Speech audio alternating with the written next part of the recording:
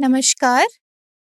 आज हम एनसीईआरटी अध्याय 2 क्या हमारे आसपास के पदार्थ शुद्ध हैं के एनसीईआरटी पाठ्यपुस्तक प्रश्न 1 से लेकर 12 तक देखने वाले हैं, पढ़ने वाले हैं, अभ्यास करने वाले हैं, है ना? तो आज हमारा जो ध्यान रहेगा वो रहेगा एनसीईआरटी पाठ्यपुस्तक प्रश्न पर 1 से लेके 12 तक। तो चलिए शुरुआत करते हैं। यह अस्वीकरण है। आज के पाठ का उद्देश्य, आज के हमारे सीखने का उद्देश्य है कि इस व्याख्यान में भाग लेने के बाद आप सक्षम होंगे कुछ पाठ्यपुस्तक के अभ्यास प्रश्नों को हल करने में। और आज क्या विषय है जो आज हम शामिल करने वाले हैं एनसीईआरटी के अनुसार, वह है हमारे अभ्यास प्रश्न 1 से लेके 10 तक। तो कुछ प्रश्न आज हम एनसीईआरटी के अभ्यास प्रश्न को हल करेंगे। तो चलिए शुरुआत करते हैं हमारे सबसे पहले प्रश्न से, अभ्यास प्रश्न 1। पहला प्रश्न यह है कि निम्नलिखित को अलग करने के लिए आप कौन सी अलग करने की तकनीकों का उपयोग करेंगे। तो हमें वह तकनीकें बतानी है जो निम्नलिखित परिवर्तन के पृथक्करण के लिए इस्तेमाल की जाएंगी, है ना? क्या क्या है हमारे पास? सबसे पहले दिया गया है हमारे पास पानी में सोडियम क्लोराइड के विलयन से सोडियम क्लोराइड को हमें अलग करना है। दूसरा है सोडियम क्लोराइड और अमोनियम क्लोराइड के मिश्रण में से अमोनियम क्लोराइड को अलग करना है। फिर उसके बाद है कार के इंजन ऑयल में धातु के छोटे टुकड़ों को अलग करना है। फिर है फूलों की पंखुड़ियों के अर्क से विभिन्न रंग द्रव्यों को अलग करना है। उसके बाद है हमें दही से मक्खन, दही से हम किस विधि का इस्तेमाल करके उससे मक्खन निकालते हैं, इसका हमें जवाब बताना है। उसके बाद है चाय से चाय की पत्तियों का जो अलग होना है वह किस प्रक्रिया के द्वारा होगा, ये बताना है। उसके बाद है रेत से लोहे की पिन, भूसे से गेहूं के दाने, और आखिरी है पानी में तैरते हुए मिट्टी के बारीक कण। तो पानी में अगर मिट्टी के कण बारीक जो हैं वो तैर रहे हैं तो उन्हें कैसे अलग करते हैं।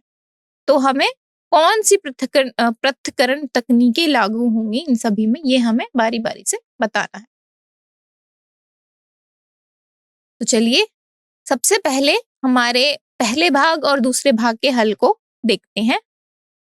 चलिए हल पर नजर डालते हैं। तो सबसे पहले हम लेते हैं प्रश्न के पहले भाग को, इस पर ध्यान केंद्रित करते हैं, जो कि जल में सोडियम क्लोराइड के विलयन से इसका पृथक्करण करने के बारे में। तो हमें बताना है कि पानी में सोडियम क्लोराइड को कैसे, अगर हमने घोल दिया है तो सोडियम क्लोराइड को कैसे अलग करना है, कैसे उसका पृथक्करण होगा। क्या तकनीक हम इस्तेमाल करने वाले हैं, या हम जो तकनीक इस्तेमाल कर सकते हैं वो या तो वाष्पीकरण या फिर क्रिस्टलीकरण। 2 तरीके की तकनीकों का इस्तेमाल करके हम सोडियम क्लोराइड को अलग कर सकते हैं। वो 2 तकनीकें हैं वाष्पीकरण या फिर क्रिस्टलीकरण। ये तरीके सोडियम क्लोराइड जैसे विलय को पानी जैसे विलायक से अलग करने में प्रभावी होते हैं। विलायन को गर्म करने से पानी वाष्पित हो जाएगा। तो करना क्या है, वाष्पीकरण जैसे अगर हम सबसे पहले देखें तो पानी को अगर हम गर्म करें, विलयन को अगर हम गर्म करें तो जो हमारा पानी है, जो एक विलायक है, वह वाष्पित हो जाएगा, भाप में बदल जाएगा, जिससे जो सोडियम क्लोराइड के क्रिस्टल है वो हमारे विलयन में बच जाएंगे, है ना? यह जो विधि है ये प्रयोगशालाओं और उद्योगों में शुद्ध नमक को उसके विलयन से प्राप्त करने के लिए एक सामान्य विधि के रूप में इस्तेमाल की जाती है ना? वाष्पीकरण यानी जो हमारा विलयन है जिसमें विलायक पानी है और विलय हमारा सोडियम क्लोराइड है जिसे हम नमक भी कहते हैं। तो प्रयोगशालाओं में और उद्योगों में यही विधि, वाष्पीकरण की ही विधि लागू होती है, जिसमें से हम विलयन को गर्म करके उसका तापमान बढ़ाकर पानी को वाष्पित कर देते हैं और हमारे पास सोडियम क्लोराइड के क्रिस्टल्स बच जाते हैं, जिसे हम नमक की तरह उपयोग में लाते हैं।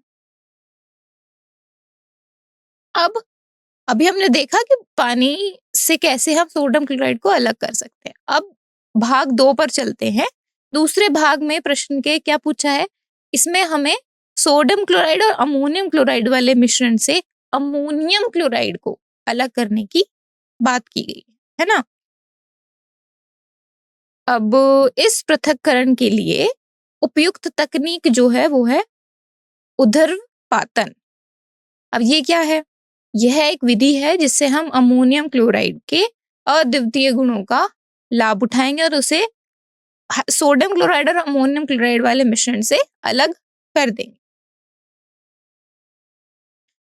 अब क्या होता है, जो ऊर्ध्वपातन है उसमें अमोनियम क्लोराइड गर्म करने पर बिना पिघले सीधा गैस में बदल जाता है। ठीक है, तो हमने जो विलयन है उसको गर्म किया, जिसमें से जो अमोनियम क्लोराइड है वो पिघलने के बजाय सीधा गैस में बदल गया। अब हम क्या करेंगे, उस गैस को कहीं इकट्ठा कर लेंगे जिससे हमें अमोनियम क्लोराइड अलग मिल जाएगा। तो इससे हम सोडियम क्लोराइड से इसे अलग रूप से एकत्र कर सकते हैं और इसी प्रक्रिया को हम ऊर्ध्वपातन कहते हैं। और सोडियम क्लोराइड एक ऐसा तत्व है या ऐसा यौगिक है जो ऊर्ध्वपातन नहीं करता है ना? तो इसीलिए सिर्फ अमोनियम क्लोराइड क्या करेगा, इसका तापमान, विलयन का तापमान बढ़ाने पर जो सोडियम क्लोराइड और अमोनियम क्लोराइड है उसका तापमान बढ़ाने पर जो अमोनियम क्लोराइड है वह बिना ही पिघले, बिना द्रव्य में बदले सीधा गैस में, सीधा भाप में बदल जाएगा, जिसे हम बाद में इकट्ठा करके अमोनियम क्लोराइड को अलग से निकाल सकते हैं, अलग कर सकते हैं, है ना? और यही ऊर्ध्वपातन प्रक्रिया है, तकनीक है जो हम इस अलग करने में या इस पृथक्करण में इस्तेमाल में ला रहे हैं। अब आगे बढ़ते हैं। तो अब हम अगले 2 भाग को देखेंगे प्रश्नों के। अब हम भाग ग को देखते हैं। इसमें एक कार के इंजन के तेल से धातु के छोटे टुकड़ों को अलग करना है ना? एक कार में इंजन के रूप में तेल का इस्तेमाल होता है जिससे गाड़ी या कार चलती है ना? उस तेल में अगर छोटे धातु के टुकड़े मौजूद हैं तो हम उन्हें कैसे उस तेल से अलग करें, ये हमें उसकी तकनीक हमें बतानी है। तो यहाँ कौन सी तकनीक हम इस्तेमाल कर सकते हैं, वह है फिल्ट्रेशन या फिर चुंबकीय पृथक्करण, है ना? निस्पंदन या फिर चुंबकीय पृथक्करण। और चुंबकीय पृथक्करण तभी इस्तेमाल कर सकते हैं जब जो धातु के टुकड़े, यानी जो धातु है वह चुंबकीय है, वह चुंबक की तरफ आकर्षित करे। तो फिल्ट्रेशन एक सामान्य विधि है, छानना, है ना? फिल्ट्रेशन यानी छानना। छानना एक सामान्य विधि है, जबकि जो दूसरी तकनीक है जो कि है चुंबकीय पृथक्करण, यह तभी लागू होगी जब हमारी धातु चुंबकीय हो। जैसे कि एक लोहा धातु क्या होती है, आकर्षित करती है चुंबक की तरफ, तो वह एक चुंबकीय धातु है। तो अगर इंजन के तेल में लोहे के छोटे टुकड़े हैं तो हम चुंबकीय पृथक्करण का इस्तेमाल करेंगे। या फिर अगर कोई ऐसे ही धातु है जो इतनी चुंबकीय गुण नहीं दिखाएगी, उसमें हम छानन विधि या फिर फिल्ट्रेशन का इस्तेमाल करके भी तेल से धातु के छोटे टुकड़ों को अलग कर सकते हैं। अब इस स्पष्टीकरण में धातु के टुकड़ों को हमें करना क्या है ना? धातु के टुकड़ों को तेल से अलग करने के लिए या तो फिल्टर या फिर चुंबक का उपयोग करने का सुझाव है ना? तो सब, या तो हमें फिल्टर इस्तेमाल करना है या फिर हमें चुंबक इस्तेमाल करना है। और यह एक व्यावहारिक दृष्टिकोण है, खासकर ऑटोमोटिव कार्यशालाओं में। तो तकनीकी क्षेत्र में भी यह एक सामान्य प्रक्रिया है, सामान्य तकनीक है जो इस तरीके के चीज में लागू होती है। जैसे अगर इंजन के तेल में सच में अगर धातु के छोटे टुकड़े मौजूद हैं तो वहां पर भी या तो फिल्टर या चुंबक का इस्तेमाल करके, उनका उपयोग करके छोटे टुकड़ों को तेल से अलग किया जाता है। अगले भाग पर चलते हैं। हमारा अगला भाग है घ, जिसमें हमें फूलों की पंखुड़ियों के अर्क से अलग अलग वर्णकों को अलग करने पर ध्यान केंद्रित करना है ना? तो कैसे करते हैं? यह अक्सर पौधों के यौगिकों के अध्ययन के लिए प्रयोगशालाओं में किया जाता है। तो क्या तकनीक है वो? यहाँ पर जो तकनीक हम इस्तेमाल करेंगे वह है क्रोमैटोग्राफी।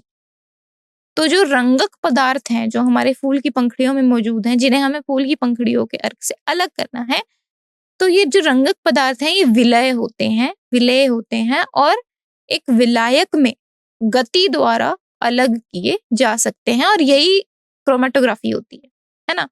तो आप सभी अगर नहीं जानते हैं, तो क्रोमैटोग्राफी हमारी रंग से जुड़ी है ना? तो अगर हमें रंग के माध्यम से और गति का इस्तेमाल करके चीज़ों को अलग करना है, तो हम सामान्य रूप से क्रोमैटोग्राफी का इस्तेमाल करता है। और क्योंकि यहाँ पर फूलों की पंखुड़ियों के अर्क से हमें एक रंगक पदार्थ को अलग करना है, उनका पृथक्करण करना है, तो हम जो तकनीक का इस्तेमाल करेंगे वो होगी क्रोमैटोग्राफी। यहाँ पर जो रंगक पदार्थ है वो एक विलय होंगे और विलायक में इनकी गति द्वारा इनको अलग किया जाएगा।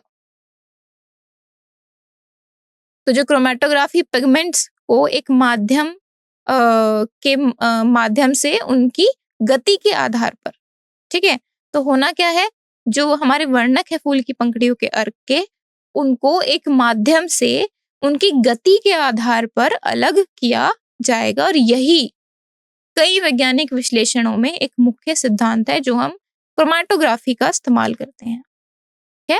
क्रोमैटोग्राफी यानी एक माध्यम में जो हमारा विलय है, उनकी गति के आधार पर चीजों को अलग करना, विलायक से उन्हें अलग करना। तो यहाँ पर भी हम यही तकनीक का इस्तेमाल करते हुए फूलों की पंखुड़ियों के अर्क से विभिन्न वर्णक को अलग करें।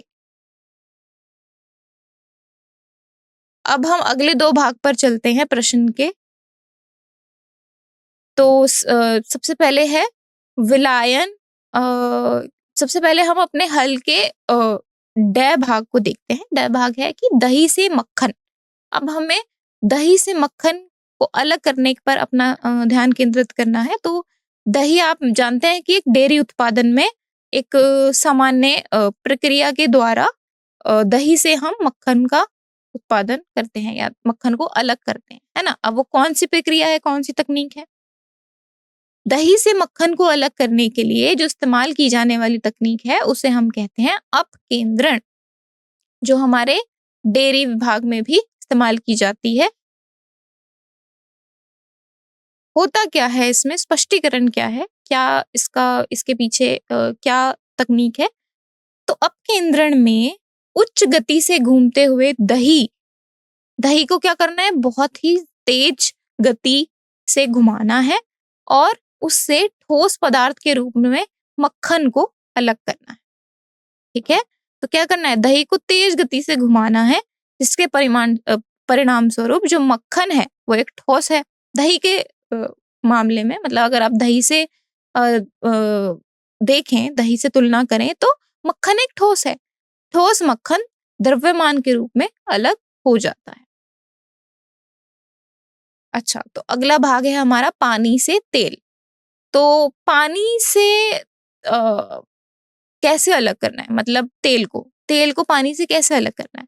यह एक और सामान्य अलगाव कार्य है। खासकर खाना पकाने और औद्योगिक प्रक्रियाओं में इसका इस्तेमाल किया जाता है। इसमें तकनीक जो हम इस्तेमाल करेंगे, तेल को पानी से अलग करने के लिए इस्तेमाल की जाने वाली जो तकनीक है, उसे हम निस्तारण कहते हैं। अब होता क्या है इसमें, जैसे तेल और पानी मिश्रण नहीं करते, अगर आप पानी और तेल को मिलाओ तो वे कभी मिश्रित नहीं होते हैं। इसका मतलब यह है कि वे अमिश्रणीय हैं, कभी एक साथ मिश्र नहीं होंगे और इसी के कारण वे अलग अलग परतें बनाते हैं। तो अगर आप एक बीकर लेंगे और उसमें तेल डालेंगे और पानी भी डालेंगे, तो वो आपस में घुलेंगे नहीं, बल्कि अलग अलग परतें बना लेंगे, एक के ऊपर एक, है ना? और हम उन्हें एक दूसरे से शीर्ष परत को निकाल कर अलग कर सकते हैं। तो एक परत निकाल लो, दूसरी चीज हमें अपने आप मिल जाएगी, है ना? क्योंकि वो घुले हुए नहीं है, वो आपस में मिश्र नहीं हो रहे हैं, अमिश्रणीय है। तो अगर आप पानी और तेल एक ही चीज में मौजूद है, तो वो क्या होगी, वो अलग अलग परत बना लेगी और परतों को अगर हम निकाल लें निस्तारण तकनीक से, तो हम परत दर परत पानी और तेल को अलग कर सकते हैं। ठीक है? अब हम अगले 2 भाग पर चलते हैं प्रश्न के। तो यह जो अगला भाग है, इस पर अपना ध्यान केंद्रित करते हैं, जो हमें पूछ रहा है कि चाय की पत्तियों से आप कह सकते हैं चाय की पत्तियों को चाय से कैसे अलग करना है, उसके बारे में हमें बताना है। यहाँ जो हम तकनीक इस्तेमाल कर सकते हैं वह है फिल्ट्रेशन यानी छानन विधि या छानना। इसमें क्या होता है, ठोस चाय की पत्तियों को तरल चाय, अब चाय की पत्तियां क्या हैं, ठोस हैं। आपके घरों में चाय बनती होगी, है ना? तो चाय पत्ती और चाय, चाय एक द्रव्य है, तरल है, लेकिन जो चाय पत्ती है वो क्या, एक ठोस है ना? तो जो ठोस चाय की पत्तियां हैं उनको तरल चाय से अलग करने के लिए हम छलनी का इस्तेमाल करते हैं, घरों में भी करते हैं, है ना? इस तो छलनी से क्या कर रहे हैं, हम उसे छान रहे हैं। तो जो तकनीक हम इस्तेमाल करेंगे चाय से चाय पत्तियों को अलग करने के लिए वह है निस्पंदन या फिर छानन। अब होता क्या है, विवरण में गहराई से जानते हैं। तो फिल्टर का उपयोग करके, छानन का उपयोग करके हम ठोस कणों, जो कि चाय की पत्तियां हैं, चाय की पत्तियां ठोस हैं यहाँ पर, उनको तरल यानी जो चाय है उससे प्रभावी रूप से अलग कर सकते हैं। यह एक बहुत ही सरल लेकिन प्रभावी विधि है इस पृथक्करण के लिए। अब सवाल के अगले हिस्से पर आते हैं, जो यह है कि लोहे के पिनों को रेत से कैसे अलग किया जाए। तो इसके लिए एक अलग दृष्टिकोण की आवश्यकता होती है। मान लो रेत बहुत सारा है और उसमें लोहे की पिन कहीं पड़ी हुई है, तो यह थोड़ा सा कठिन है, पर इसे भी अलग किया जा सकता है। जो तकनीक है वह है चुंबकीय पृथक्करण, यानी यह विधि लोहे के चुंबकीय गुणों का लाभ उठाती है। अगर लोहे की, जैसे हमने कहा रेत में लोहे की पिन है ना, तो अगर धातु की पिन हमारी रेत में हो गई है या है और हम उसे अलग करना है, तो हम चुंबकीय पृथक्करण का इस्तेमाल, तकनीक का इस्तेमाल करके ये कर सकते हैं। तो हम लोहे के पिनों को चुंबक के द्वारा आकर्षित करके रेत से अलग करते हैं, क्योंकि चुंबक एक धातु है और वह केवल लोहे के पिनों को आकर्षित करता है। लोहा भी एक धातु है और वह, उसके पास एक गुण है कि वह चुंबकीय है, यानी चुंबक की तरफ आकर्षित होता है। तो आप आसानी से चुंबकीय पृथक्करण तकनीक का इस्तेमाल करके रेत से लोहे की पिन को अलग कर देते हैं या कर सकते हैं। अब प्रश्न में आगे बढ़ते हैं अपने अगले 2 भागों के साथ। अब इस हल के अगले भाग को देखते हैं, जो कि है गेहूं के दानों को भूसे से अलग करने की विधि। तो हमें बताना है कि कैसे हम भूसे से गेहूं के दानों को अलग करते हैं, इसके पृथक्करण की क्या तकनीक है। तो इस प्रक्रिया की जो तकनीक है वह है ओसाना। तो गेहूं के दानों को भूसे से अलग करने के लिए इस्तेमाल की जाने वाली तकनीक को हम ओसाना कहते हैं, और ये एक पारंपरिक तरीका है जो अनाज और भूसे के बीच वजन में अंतर का उपयोग करता है और भूसे से गेहूं के दाने को अलग करता है। तो क्या स्पष्टीकरण है, क्या होता है इसमें? भूसा हल्का होता है, वजन में हल्का होता है, और किसके मुकाबले? गेहूं के दानों के मुकाबले, है ना? गेहूं के दाने भारी होते हैं, इसीलिए ओसाना विधि में हम क्या करेंगे, इस तकनीक में हम हवा का उपयोग करेंगे। ठीक है, हवा का उपयोग करके हम जो हल्का भूसा है वो उड़ा दिया जाता है, क्योंकि वो हल्का है वजन में, वो आसानी से उड़ जाएगा अगर हम गेहूं से तुलना करें। और जो भारी गेहूं के दाने हैं वह नीचे पीछे रह जाएंगे। और यह विधि हम कृषि क्षेत्र में आमतौर पर जो हमारे किसान हैं वो उपयोग करते हैं, उनके द्वारा उपयोग में लाई जाती है, जिससे वह भूसे से गेहूं के दाने को अलग करते हैं। अब हम प्रश्न के अगले भाग पर जाते हैं, जिसमें पानी में निलंबित बारीक मिट्टी के कणों को अलग करना शामिल है। अब यह मिश्रण के एक अलग प्रकार को पेश करता है, जिसके लिए एक और अलग अलग करने की तकनीक की आवश्यकता होती है।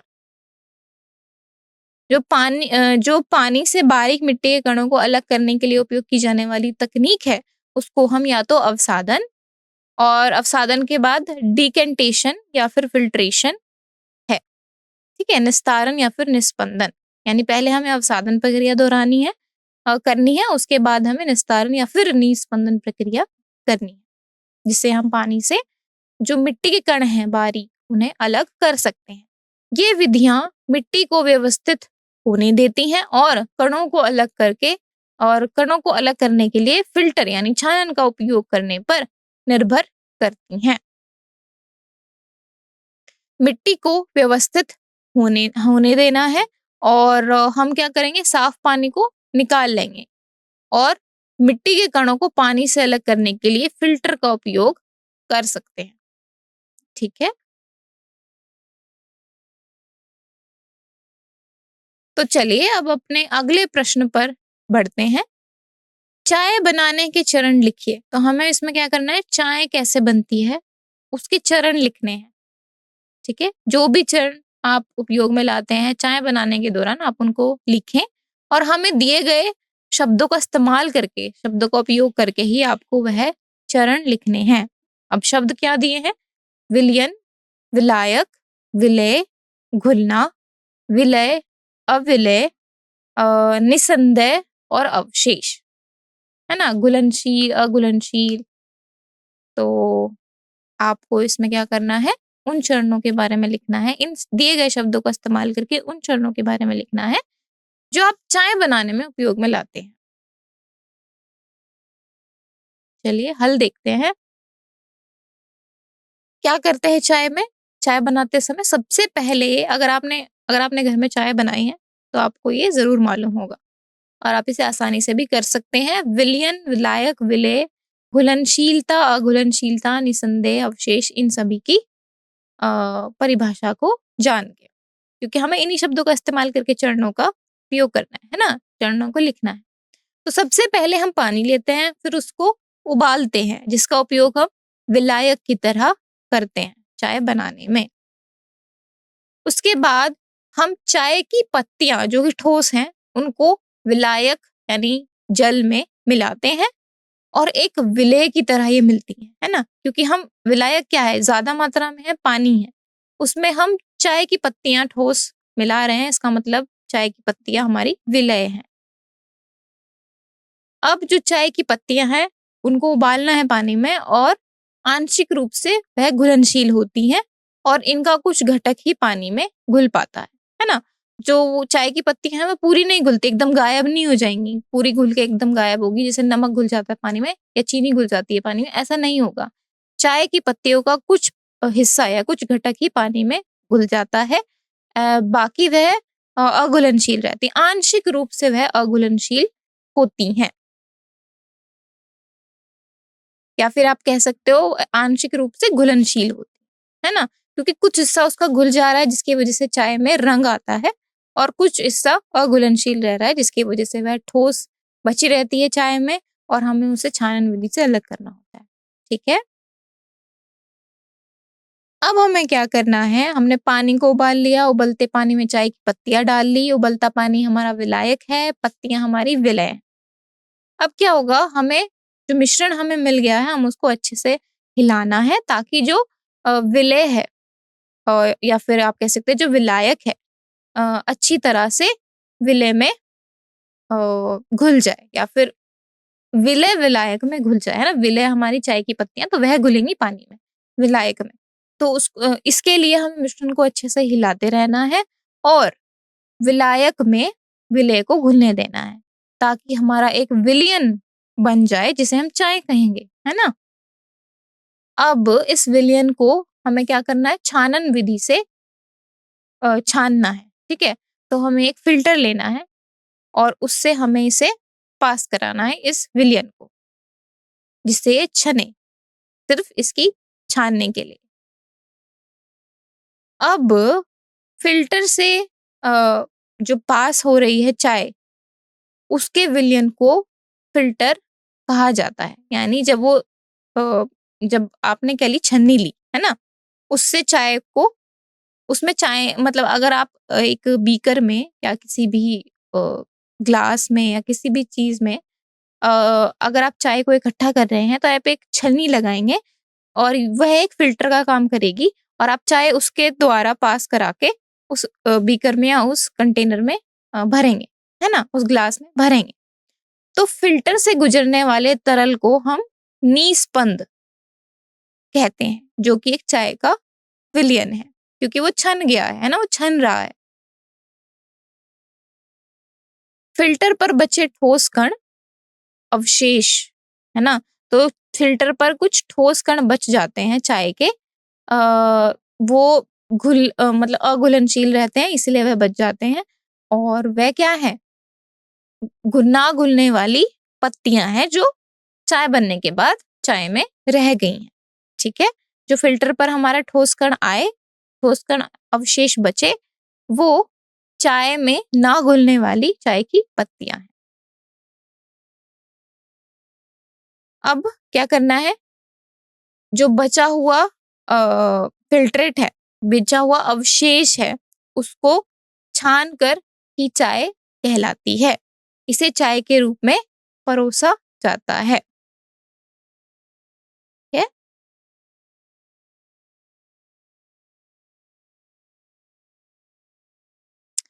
ठीक है, तो अब हमारे पास अगला प्रश्न है, अभ्यास प्रश्न 3। इसमें हमें बताना है कि प्रज्ञा ने 3 अलग-अलग पदार्थों की विलेयता का परीक्षण अलग-अलग तापमान पर किया और नीचे दिए गए अनुसार डेटा एकत्र किया। अब परिणाम जो है वो निम्नलिखित तालिका में दिए गए हैं, जैसे कि 100 ग्राम पानी में घुले पदार्थ के ग्राम एक संतृप्त विलयन बनाने के लिए। भाग जो क है वह है कि 313 केल्विन पर 50 ग्राम पानी में पोटेशियम नाइट्रेट के एक संतृप्त विलयन को बनाने के लिए कितने द्रव्यमान के पोटेशियम नाइट्रेट की आवश्यकता होगी। भाग ख है, प्रज्ञा अगर 353 केल्विन पर पानी में पोटेशियम क्लोराइड का एक संतृप्त विलयन बनाती है और विलयन को कमरे के तापमान पर ठंडा होने के लिए छोड़ देती है, तो विलयन के ठंडा होने पर वह क्या देखेगी, स्पष्ट करना है। उसके बाद ग पार्ट है, ग भाग है, 293 केल्विन पर प्रत्येक लवण की विलयता ज्ञात करनी है और इस तापमान पर किस लवण की सबसे अधिक विलयता है यह भी बताना है। आखिरी भाग है घ भाग, जिसमें हमें तापमान में परिवर्तन का लवण की विलयता पर क्या प्रभाव पड़ेगा इसके बारे में बताना है। तो चलिए इसका हल देखते हैं। सबसे पहले प्रश्न के भाग क को हल करते हैं। 313 केल्विन पर पोटेशियम नाइट्रेट की विलयता 100 ग्राम पानी में 62 ग्राम के रूप में दी गई है ना। इसका मतलब है कि इस तापमान पर 62 ग्राम पोटेशियम नाइट्रेट 100 ग्राम पानी में घुलकर एक संतृप्त विलयन बना सकता है। अब हम एक समानुपात स्थापित कर रहे हैं ताकि पता चल सके कि 50 ग्राम पानी में कितना पोटेशियम नाइट्रेट घुलेगा। अब समानुपात विलेयता डेटा पर आधारित है, तो 100 ग्राम पानी में 62 ग्राम बराबर 50 ग्राम पानी में x ग्राम, x हमने कोई भी वैल्यू मान ली, है ना। अब हम अनुपात का उपयोग करके x का मान निकालेंगे, तो 62 ग्राम को 50 ग्राम से गुणा करके फिर 100 ग्राम से भाग देने पर हम पाते हैं कि 313 केल्विन पर 50 ग्राम पानी को संतृप्त करने के लिए कितने 31 ग्राम पोटेशियम नाइट्रेट की आवश्यकता होती है। जो x आया वो कितना आया, 31 ग्राम क्या चीज, पोटेशियम नाइट्रेट। तो x की वैल्यू हो गई हमारी 31 ग्राम। तो अब आइए प्रश्न के भाग ख पर ध्यान केंद्रित करते हैं। अब हम प्रश्न के ख भाग के हल के अन्वेषण करना शुरू करते हैं। तो इस बात को ध्यान में रखते हुए शुरू करते हैं कि पोटेशियम क्लोराइड की विलयता तापमान से मामूली रूप से प्रभावित होती है। ठीक है, इसका मतलब यह है कि तापमान में परिवर्तन के साथ पानी में घुलने वाले पोटेशियम क्लोराइड की मात्रा भी बदल जाएगी, क्योंकि उसकी आप कह सकते घुलनशीलता और तापमान आपस में संबंध रखते हैं। ठीक है, तो इसीलिए हम तालिका से, हम जो दी गई तालिका है से ये देख सकते हैं कि संतृप्त विलयन बनाने के लिए आवश्यक पोटेशियम क्लोराइड की मात्रा तापमान के साथ क्या हो रही है, बढ़ रही है। पहले पहले 35, फिर 35, फिर 40, फिर 46 और फिर 54, है ना। तो क्या हो रही है, जो घुलनशीलता है वह क्या हो रही है, बढ़ रही है तापमान के साथ। या फिर आप कह सकते हैं कि जो आवश्यक पोटेशियम क्लोराइड की मात्रा है वह तापमान के साथ बढ़ रही है। इसका मतलब यह है कि उच्च तापमान पर पानी में अधिक पोटेशियम क्लोराइड घुल सकता है। इसका मतलब है कि जैसे ही जैसे घोल ठंडा होता है, पोटेशियम क्लोराइड का कुछ हिस्सा उस विलयन से बाहर गिर जाएगा, और ऐसा इसलिए होगा क्योंकि तापमान के साथ घुलनशीलता कम हो जाती है, जिससे अतिरिक्त पोटेशियम क्लोराइड ठोस क्रिस्टल बनाता है। ठीक है, तो चलिए अब हम ग भाग पर ध्यान देते हैं, जिसमें हमें 293 केल्विन पर प्रत्येक लवण की विलेयता को बताना है ना। तो इस तापमान पर, और हमें यह भी बताना है कि इस तापमान पर किस लवण की विलेयता सबसे अधिक होती है। तो अब हम प्रश्न के भाग्य के हल के अन्वेषण को शुरू करते हैं। तो ध्यान दें कि 293 केल्विन पर लवणों की विलेयता को हमें खोजना है, और हम इस विशिष्ट तापमान पर प्रत्येक लवण के लिए एक विलेयता मानों को सूचीबद्ध सबसे पहले हम करेंगे। तो 293 केल्विन पर पोटेशियम नाइट्रेट की जो विलेयता है वो कितनी है, 32 ग्राम। इसका मतलब इस तापमान पर 100 ग्राम पानी में 32 ग्राम पोटेशियम नाइट्रेट घुलकर एक संतृप्त विलयन बना सकता है। अगला हम देख सकते हैं कि 293 केल्विन पर सोडियम क्लोराइड की विलेयता कितनी है, 36 ग्राम।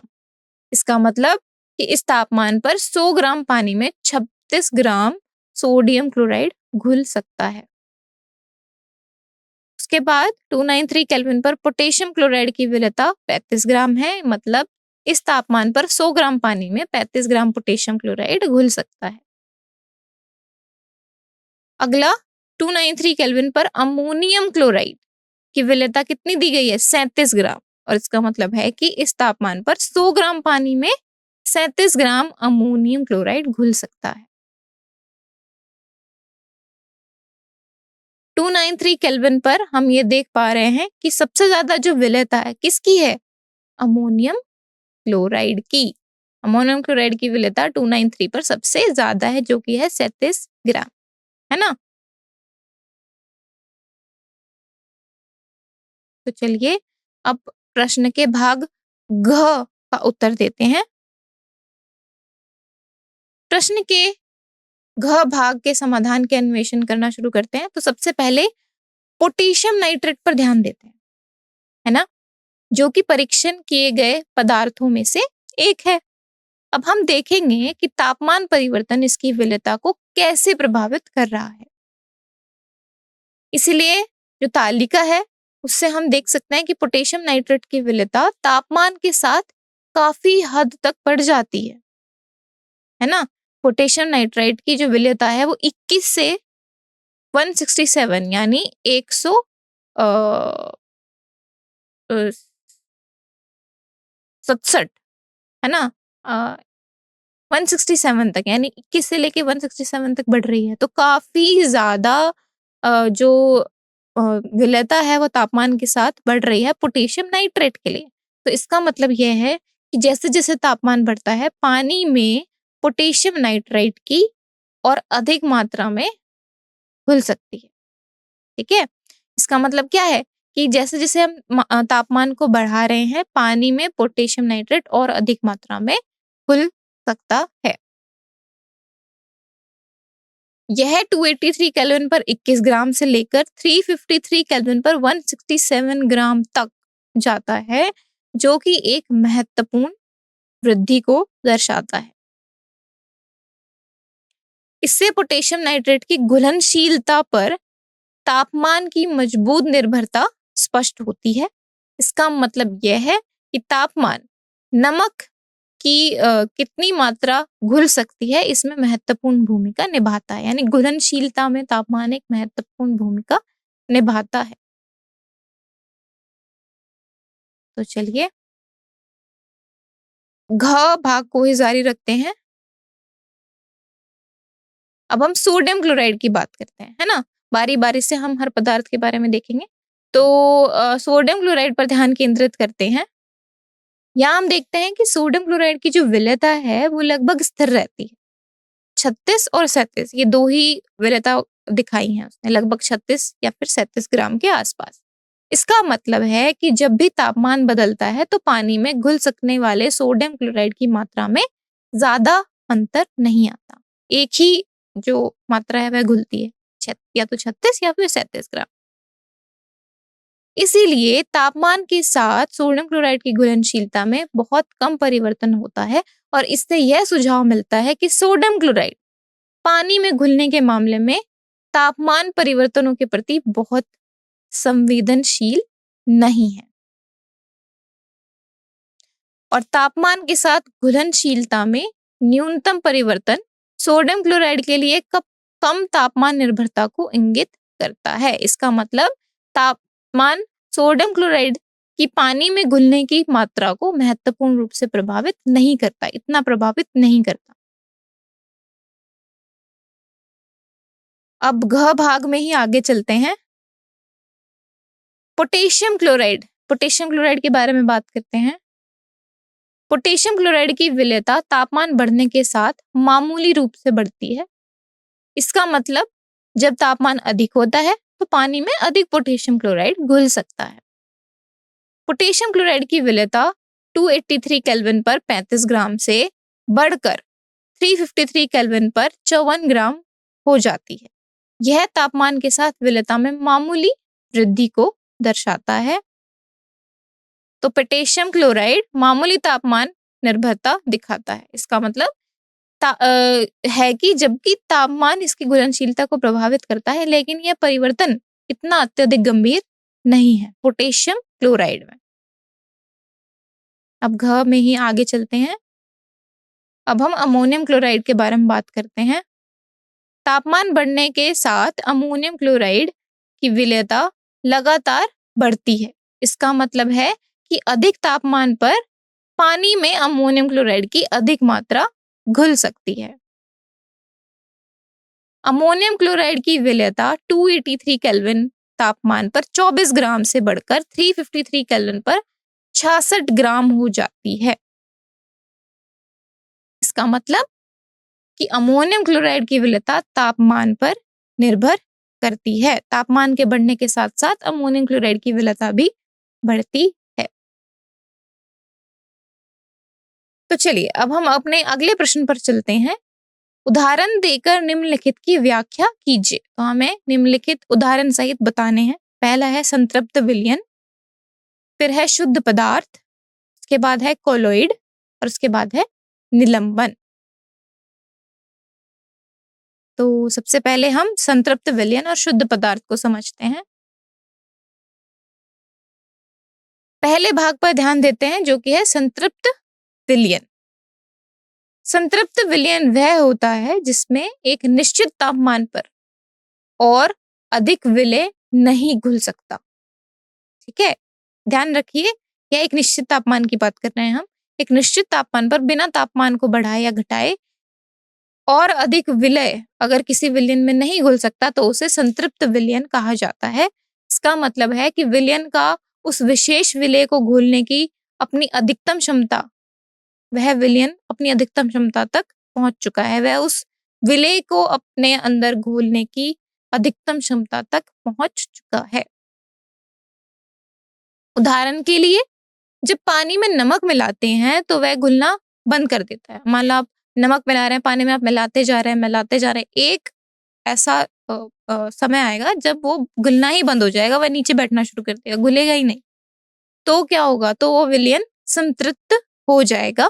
और यह हमें यह देखने में मदद करेगा कि जब कोई घोल या जब कोई विलयन संतृप्त हो जाता है तो क्या होता है, तो विलय जो है वो घुलना बंद हो जाता है, इकट्ठा होना शुरू हो जाता है विलयन में।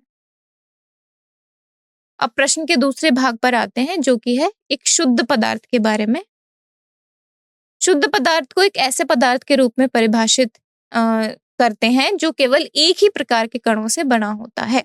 एक ही प्रकार के कण होते हैं उसके अंदर और जिसका संगठन और गुण निश्चित होते हैं पहले से। एक शुद्ध पदार्थ का उदाहरण दिया गया है, जैसे आसुत जल या फिर शुद्ध सोना। ये उदाहरण हमें यह समझने में मदद करते हैं कि वास्तविक जीवन में शुद्ध पदार्थ कैसे दिखते हैं। अगर आपने साफ जल और शुद्ध सोना देखा हो तो वह एक शुद्ध पदार्थ के उदाहरण है जिसमें कोई भी मिलावट नहीं होती और वह एक ही तरीके के, एक ही प्रकार के कणों से बने होते हैं। अब हम प्रश्न के अगले दो भागों पर चलते हैं। तो सबसे पहले कोलॉइड की बात करते हैं। कोलॉइड एक मिश्रण है जहां छोटे छोटे कण एक पदार्थ में समान रूप से फैले रहते हैं और महत्वपूर्ण बात यह है कि ये कण समय के साथ नीचे नहीं बैठते, यानी ये हमेशा उसमें मौजूद रहेंगे, इधर उधर बिखरे रहेंगे, लेकिन कभी भी नीचे नहीं बैठे। ठीक है, तो इन्हें ही कोलॉइड कहते हैं। एक कोलॉइड का उदाहरण है दूध। दूध में वसा की बूंदें पानी में बिखरी होती हैं। यह हमें यह समझने में मदद करता है कि कोलॉइड्स हर दिन के पदार्थों में कैसे दिखते हैं, है ना। दूध अगर आपने देखा हो हमेशा सफेद रंग का होगा और अगर आप दूध को रख दें तो ऐसा तो नहीं होगा कि वो सफेद रंग नीचे बैठ जाएगा, कुछ देर में पानी अलग हो जाएगा, नहीं। ठीक है, लेकिन जो कोलॉइड है वह एक मिश्रण होता है जिसमें दूध की वसा की बूंदें मिली हुई होती हैं। तो दूध एक कोलॉइड का उदाहरण है। आगे हम निलंबन के बारे में बात करते हैं, जो एक मिश्रण है और एक मिश्रण का अन्य प्रकार, क्योंकि अभी हमने कोलॉइड मिश्रण भी पढ़ा। निलंबन के जो कण हैं उनका आकार बड़ा होता है, वह आकार में बड़े होते हैं, जिसके कारण समय के साथ वह नीचे बैठ जाते हैं और यही विशेषता है कि निलंबन को कोलॉइड से अलग किया जाता है, यानी कणों के आकार के द्वारा ही निलंबन को कोलॉइड से अलग कर सकते हैं। तो निलंबन का एक उदाहरण है मटमैला या फिर गंदा पानी। यहाँ पर मिट्टी के कण तल में बैठ जाते हैं यदि अगर उन्हें हम अव्यवस्थित छोड़ दें तो। यह उदाहरण निलंबन की बसने वाली प्रकृति को समझने में मदद करता है। निलंबन में क्या प्रकृति होती है, क्या गुण होता है, इसको समझने में मदद करता है। तो हमने उदाहरण सहित अपने प्रश्न के भागों को समझा और उनके उदाहरण भी देखे। अब अगले प्रश्न पर चलते हैं, अभ्यास प्रश्न 5। अगला प्रश्न है कि निम्नलिखित में से प्रत्येक को समांगी या फिर विषमांगी मिश्रण के रूप में वर्गीकृत करना है। क्या क्या दिया है? सोडा जल, लकड़ी, वायु, मिट्टी, सिरका या फिर छनी हुई चाय। अब हल देखते हैं। पहला पदार्थ जिसकी ओर हम बात कर रहे हैं वह है सोडा पानी, सोडा वाटर। तो सोडा वाटर किस प्रकार का मिश्रण हो सकता है? सोडा वाटर, सोडा पानी को समरूप मिश्रण या समांगी मिश्रण के रूप में वर्गीकृत किया जाता है। इसका मतलब इसकी संरचना पूरे में एक समान रहती है, एक समान होती है। अब इसके स्पष्टीकरण को देखते हैं। तो हम देखते हैं कि जो कार्बन डाइऑक्साइड है वह पानी में समान रूप से घुल जाती है, जिससे एक समान विलयन बनता है, जिसे हम सोडा पानी कह रहे हैं। और यही कारण है कि जो सोडा पानी है उसको हम समांगी मिश्रण में वर्गीकृत करते हैं। आगे बढ़ते हैं। अगला पदार्थ है जिसकी हम जांच कर रहे हैं, लकड़ी। तो लकड़ी किस तरीके का मिश्रण माना गया है? लकड़ी को एक विषमांगी मिश्रण के रूप में वर्गीकृत किया जाता है। इसका मतलब कि इसकी संरचना पूरे में एक समान नहीं होती। लकड़ी में और आप कह सकते हैं लकड़ी की संरचना पूरे में एक समान नहीं होती है। यह एक विषमांगी मिश्रण का उदाहरण है। क्यों है? लकड़ी जो है वो अलग अलग सामग्रियों से बनी होती है, जैसे कि सेलुलोज, लिग्निन, हवा और हवा के रिक्त स्थान, है ना, उसमें थोड़े थोड़े हवा के रिक्त स्थान भी होते हैं लकड़ी के। अगर आप स्ट्रक्चर यानी उसके बनावट की बात करें तो ये क्या है, कई चीजों का मिलावट है ना, जिसके कारण यह दिखाई देने वाली रूप से असमान होती है और इसीलिए इसे विषमांग या विषमांगी मिश्रण माना गया है। अगला है हमारे पास हवा। तो हवा हवा के जो संगठन है और इसके जो मिश्रण हैं, इसके प्रकार के बारे में सोचते हैं। वायु या फिर हवा को एक समांगी मिश्रण के रूप में वर्गीकृत किया जाता है। इसका तात्पर्य है कि वायु में गैसें समान रूप से वितरित होती हैं। हवा नाइट्रोजन, ऑक्सीजन और अन्य गैसों जैसी गैसों का एक समान मिश्रण है जो पूरे क्षेत्र में समान रूप से वितरित होती है। इसीलिए हवा एक समांगी मिश्रण का उदाहरण है और उसको समांगी मिश्रण में वर्गीकृत किया गया है। अब हम देखेंगे मिट्टी के बारे में। अब हम वर्गीकरण के लिए अगली वस्तु जो है हमारी वो है मिट्टी। तो आइए सोचते हैं कि मिट्टी किस प्रकार का मिश्रण है। मिट्टी को एक विषमांगी मिश्रण के रूप में पहचाना जाता है। इसका मतलब कि मिट्टी के घटक पूरे में एक समान रूप से वितरित नहीं होते। मिट्टी एक विषमांगी मिश्रण होने का कारण यह है कि मिट्टी में विभिन्न कण जैसे खनिज, कार्बनिक पदार्थ और हवा होते हैं जो एक समान तो नहीं होते, समान रूप से मिश्रित नहीं होते हैं। इसीलिए यह विषमांगी मिश्रण में वर्गीकृत है। अगला है हमारे पास सिरका यानी विनेगर। सिरका एक समांगी मिश्रण के रूप में वर्गीकृत किया जाता है। इसका मतलब यह है कि इसके घटक विलयन के पूरे हिस्से में समान रूप से वितरित होते हैं। सिरका है ना। सिरके को हम हमारी रोजाना की जिंदगी में खान पीन में, हमारे रसोई में इस्तेमाल करते हैं, है ना, उसका स्वाद बढ़ाने के लिए। तो सिरका एक समांगी मिश्रण होने का कारण यह है कि सिरके में एसिटिक एसिड पानी में समान रूप से घुल जाता है, घुला हुआ होता है, जिससे यह एक समांगी विलयन बनाता है या सुसंगत विलयन बनाता है। इसलिए यह समांगी मिश्रण में आता है। अब बात करते हैं छनी हुई चाय की। सोचते हैं कि ये कौन सा मिश्रण है। छनी हुई चाय। छलनी से छनी हुई चाय को एक समांगी मिश्रण के रूप में पहचाना जाता है। इसका मतलब कि चाय का जो विलयन है वह पूरी तरह से एक समान होता है। जैसे कि मैंने समझाया था कि अगर आप चाय को एक पतीले में बनाते हैं और उसे आप 5 कप में बांट दें तो ऐसा नहीं होगा कि एक कप में वह ज्यादा चीनी दे रही है, दूसरे कप में वह कम चीनी कम मीठी लग रही है, 5वें कप में बहुत कम मीठी लग रही है। नहीं, वह एक समांगी मिश्रण है। उसमें जो भी आपने चीजें डाली थी जो मिश्रण बनाने के लिए, चीनी, पानी, चाय पत्ती, है ना, उससे एक समांगी मिश्रण बन के तैयार हुआ है। इसका मतलब चाय का जो विलयन है वह पूरी तरीके से एक समान होता है और बिना किसी ठोस चाय की पत्तियों के। इसीलिए जो छनी हुई चाय है उसको हम समांगी मिश्रण बोल रहे हैं। क्यों? क्योंकि जो छन्नी की गई चाय है, छानी गई चाय है, उसमें कोई भी चाय पत्ती के ठोस कण नहीं होते हैं और यह पूरी तरह से एक समान होती है। अगला प्रश्न देखते हैं। हमें दिया गया है कि एक रंगहीन द्रव्य शुद्ध जल है। तो आप कैसे इसकी पुष्टि करेंगे कि यह एक शुद्ध जल है ना? तो ये आपको बताना है।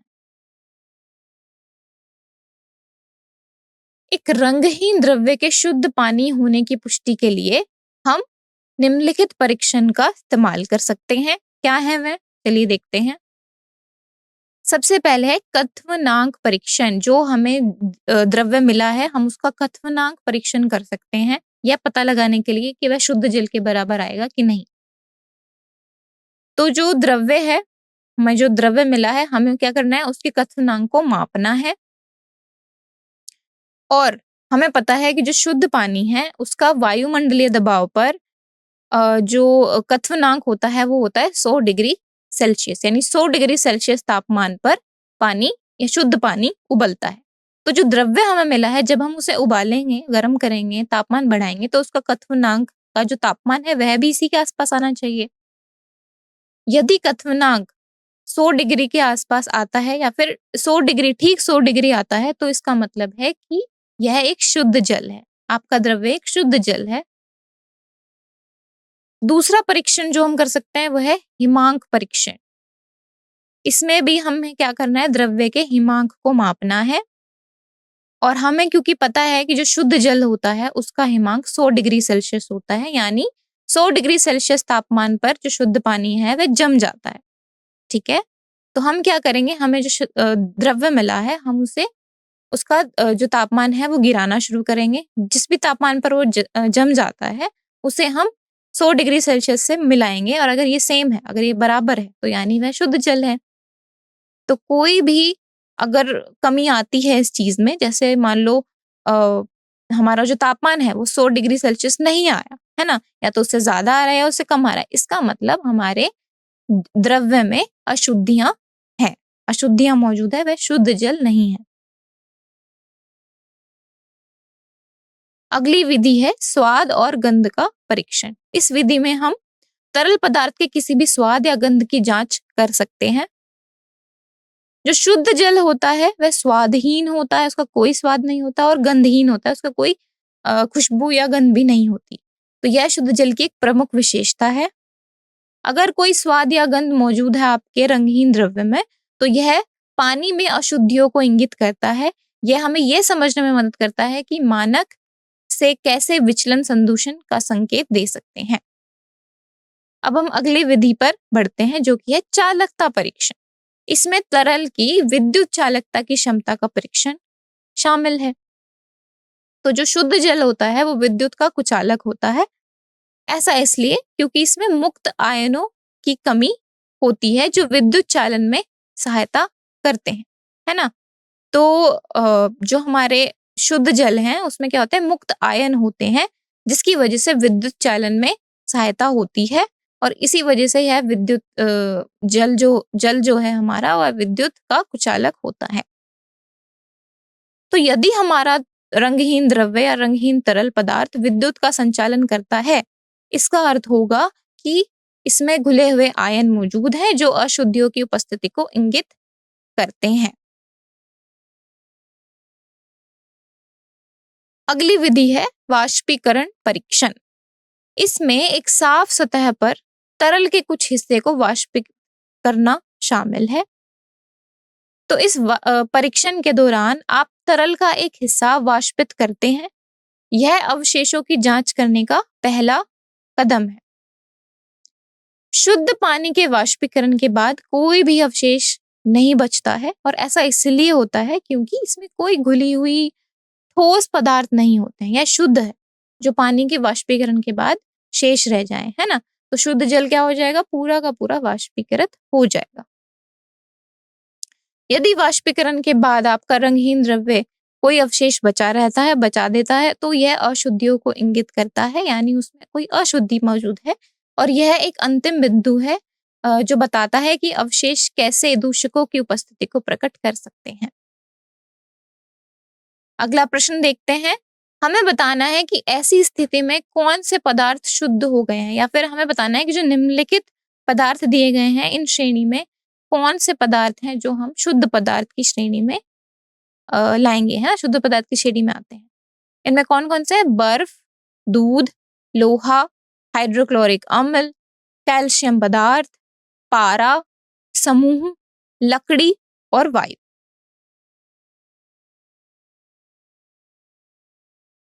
अब पहले हम शुद्ध पदार्थ, जो शुद्ध पदार्थ हैं उनकी बात करते हैं। नीचे दिए गए हैं।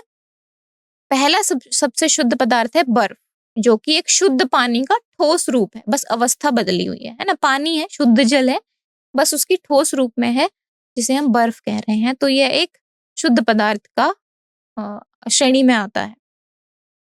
दूसरा है लोहा। लोहा एक तत्व है और एक शुद्ध पदार्थ है क्योंकि इसमें केवल एक ही प्रकार के परमाणु मौजूद होते हैं जो है लोहे के। इसके बाद आता है हाइड्रोक्लोरिक अम्ल। यह एक यौगिक है और शुद्ध पदार्थ भी है। यह हाइड्रोजन और क्लोरीन तत्वों के निश्चित अनुपात में रासायनिक संयोजन से बना एक शुद्ध पदार्थ होता है। अब है कैल्शियम ऑक्साइड। कैल्शियम ऑक्साइड भी एक यौगिक है और शुद्ध पदार्थ भी है। कैल्शियम ऑक्साइड एक रासायनिक यौगिक है जो कैल्शियम और ऑक्सीजन तत्वों के एक निश्चित अनुपात में मिलकर बनता है, इसलिए यह एक शुद्ध पदार्थ की श्रेणी में आता है। उसके बाद है पारा यानी मरकरी। यह एक रासायनिक तत्व है और यह एक शुद्ध पदार्थ भी है क्योंकि इसमें कोई भी अशुद्धि नहीं होती और इसकी संरचना एक समान होती है। अब बात करते हैं उन पदार्थ की जो शुद्ध नहीं है, वह भी नीचे दिए गए हैं। सबसे पहले आता है दूध। दूध एक मिश्रण है। मिश्रण इसलिए विशेष रूप से एक कोलॉइडल मिश्रण है। इसका मतलब इसमें पानी, वसा, प्रोटीन और दूसरे घटक सब एक साथ मिश्रित होते हैं, इसी वजह से दूध को शुद्ध पदार्थ नहीं माना जाता। अगला है ईंट। ईंट भी शुद्ध पदार्थ नहीं है, यह एक विषमांगी मिश्रण है, जिसका मतलब है कि यह अलग अलग सामग्री से बनती है और जो एक समान रूप से वितरित नहीं होते हैं, इसलिए ईंट को एक मिश्रित बताया गया है, ना कि एक शुद्ध पदार्थ। फिर है लकड़ी। लकड़ी अभी हमने जाना, लकड़ी भी एक विषमांगी मिश्रण का एक उदाहरण है। इसमें सेलुलोज, लिग्निन और दूसरे पदार्थ होते हैं, इसलिए लकड़ी को शुद्ध पदार्थ के रूप में वर्गीकृत नहीं किया जा सकता। अंत में आता है वायु यानी हवा। हवा या वायु भी एक समांगी मिश्रण है और ये अलग अलग गैसों से बना है जो समान रूप से वितरित होते हैं। भले ही ये समान दिखता है, फिर भी ये एक मिश्रण है और शुद्ध पदार्थ है। ठीक है, तो अब हम चलते हैं अपने अगले प्रश्न पर। हमें बताना है कि नीचे दिए गए मिश्रणों में से विलयन की पहचान करनी है, कौन से विलयन है, जिनमें से है मिट्टी, समुद्री जल, हवा, कोयला और सोडा जल। तो जो विलयन है, हमें बताना है कि इन मिश्रणों में से विलयन कौन है ना? तो विलयन की एक खासियता ये है कि उसमें एक पदार्थ दूसरे पदार्थ में घोला जाता है, विलय विलायक में घोला जाता है ना? तो इस प्रश्न को हल करने के लिए हमें समांगी और विषमांगी मिश्रण के बीच के अंतर को समझने की आवश्यकता है। तो हमें पता है कि समांगी मिश्रण में पूरे मिश्रण में एक समान संगठन होता है, जबकि विषम में इसका उल्टा होता है, यानी एक समान संगठन नहीं होता विषमांगी मिश्रण में। इसकी सहायता से हम इस प्रश्न को हल कर सकते हैं। तो चलिए हल देखते हैं। अब हम दिए गए मिश्रणों में से विलयनों की पहचान करते हैं। सबसे पहले आता है समुद्री जल यानी समुद्र का पानी। समुद्र का पानी एक विलयन है। यह एक मिश्रण नहीं है, नहीं, यह एक मिश्रण है जहां नमक और अन्य प्रकार के खनिज पानी में घुले हुए हैं, जिससे पूरे मिश्रण में एक समान संगठन बना हुआ है। तो समुद्री जल एक मिश्रण है और विलयन है। अगला है हवा। हवा एक विलयन है। इसमें नाइट्रोजन, ऑक्सीजन और अन्य कई गैसें होती हैं जो एक समान रूप से मिश्रित होती हैं। फिर है सोडा पानी यानी सोडा जल। यह भी एक विलयन है और यह एक मिश्रण भी है जहां कार्बन डाइऑक्साइड गैस पानी में घुली हुई है और समान रूप से वितरित होती है, जिससे उसे एक फीजी विशेषता मिलती है ना? यानी फॉर्म के तरीके से उसमें बुलबुले बनते हैं, झाग बनते हैं, है ना? तो सोडा जल जो है वो भी एक विलयन का ही उदाहरण है। अब हम उन मिश्रणों के बारे में बात करते हैं जो विलयन नहीं है। मिट्टी। तो मिट्टी को एक विलयन नहीं माना जाता क्योंकि ये एक विषमांगी मिश्रण है, जिसका मतलब है कि इसके घटक एक समान रूप से वितरित नहीं होते हैं और विलयन में, जैसा कि विलयन में होता है, विलयन में एक समान रूप से जो घटक हैं वो एक समान रूप से वितरित होने चाहिए, लेकिन मिट्टी में ऐसा नहीं होता, इसलिए यह एक विलयन नहीं माना जाता। अंत में आता है कोयला। कोयला भी एक विलयन नहीं है। यह कार्बन और अन्य पदार्थों से बना एक विषमांगी मिश्रण है जो एक समान रूप से मिश्रित नहीं होते हैं, लेकिन ये विलयन नहीं है। कोयला विलयन नहीं है। तो मिट्टी और कोयला विलयन नहीं है। समुद्री जल, वायु और सोडा जल विलयन है।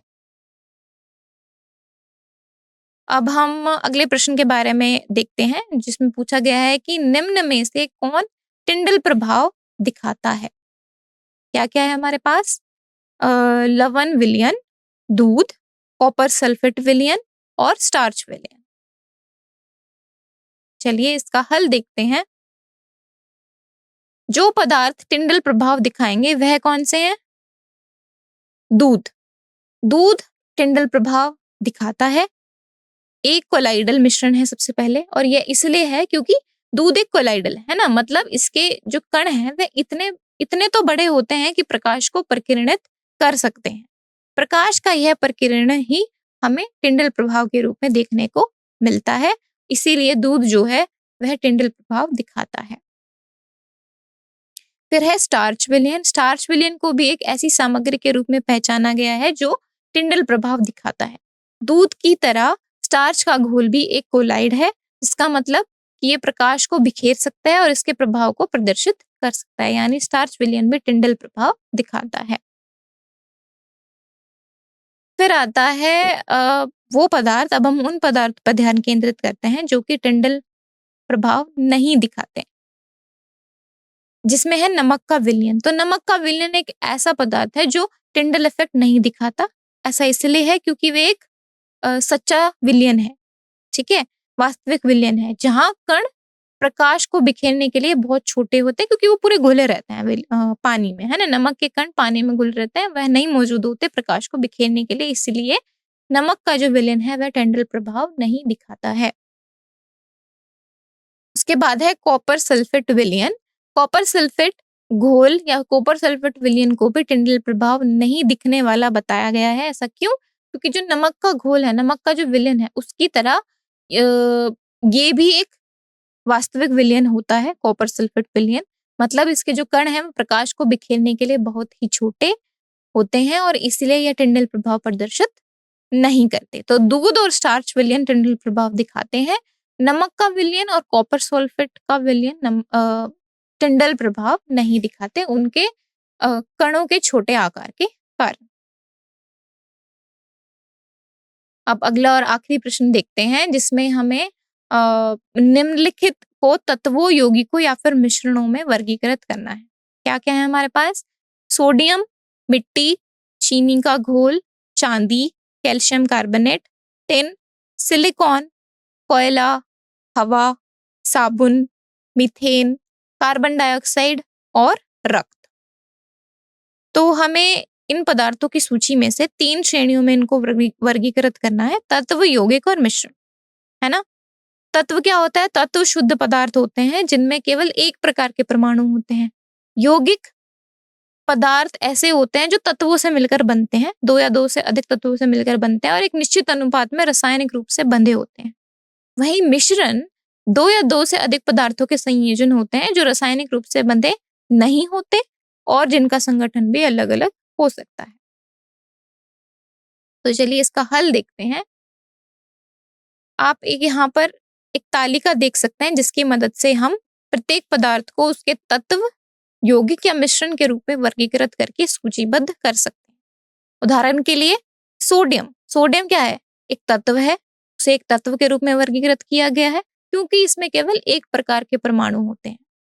वहीं मिट्टी और हवा को मिश्रण के रूप में वर्गीकृत किया गया है क्योंकि इनमें कई पदार्थ होते हैं जो रासायनिक रूप से तो नहीं बंधे होते, इसलिए यह मिश्रण है। यह वर्गीकरण हमें अपने आसपास के पदार्थों की प्रकृति और उनके परस्पर क्रिया करने के तरीके को समझने में मदद करता है। तो इस तालिका की मदद से हम दिए गए सूची में जो पदार्थ हैं उनको वर्गीकरण करने में आसानी होगी। या तो वह तत्व है या फिर यौगिक है या फिर मिश्रण है। और इन तीनों की परिभाषा के अनुसार हम दिए गए पदार्थों को इन 3 श्रेणियों में वर्गीकृत कर सकते हैं। ठीक है, तो आज के पार्ट में बस इतना ही। धन्यवाद।